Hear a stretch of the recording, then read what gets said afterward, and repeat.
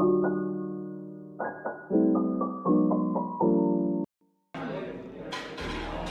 này, cái này.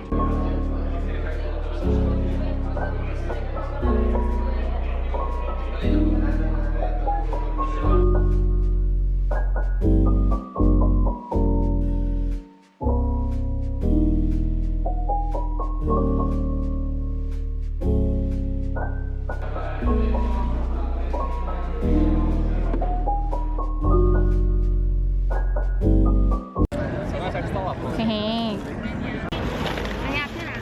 Review YouTuber moment.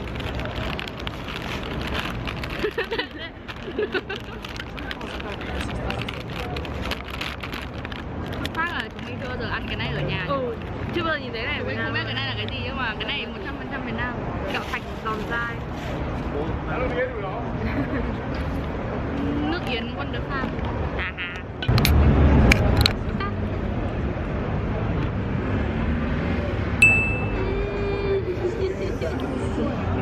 Thì đá thì ngon.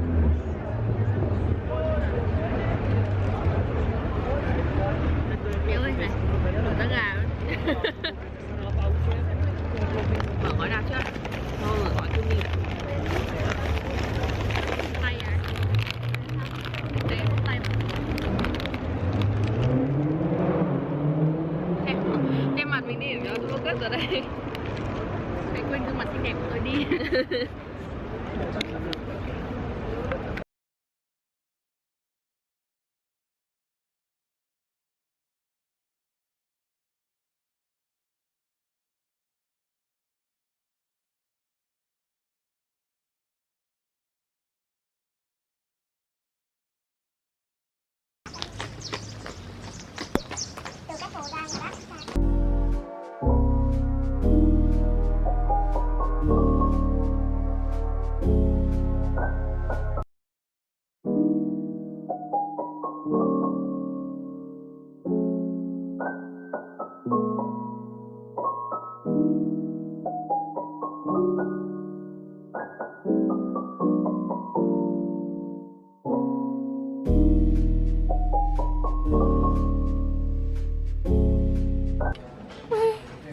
Tôi thích con này lắm. Cái con này. Francesco. Ui. Chứng tỏ ở trên kia có Woody. Đi mua rồi. Ôi xinh quá. Ôi, ê ôi có cái con này. Con phản diện.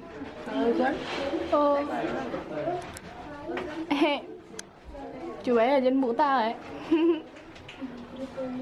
Ôi xinh quá.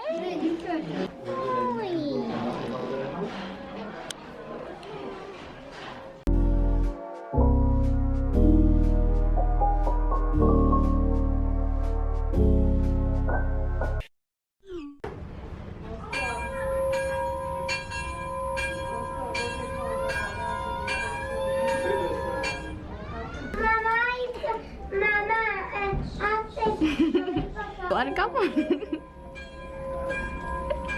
Ai ấy? Batman phục vụ đồ ăn tôm hùm ấy.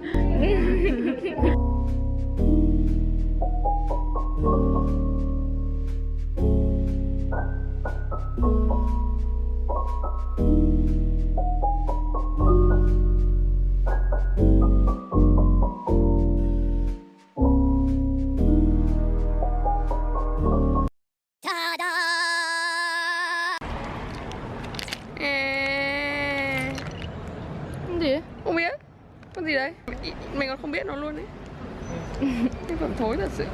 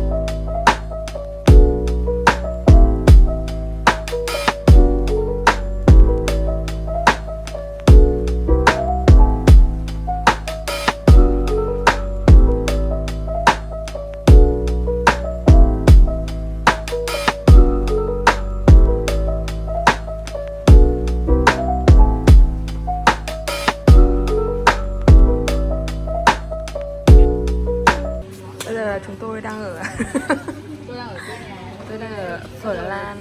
Bây giờ chúng tôi phải bắt đầu thủ tục để cho mọi người xem.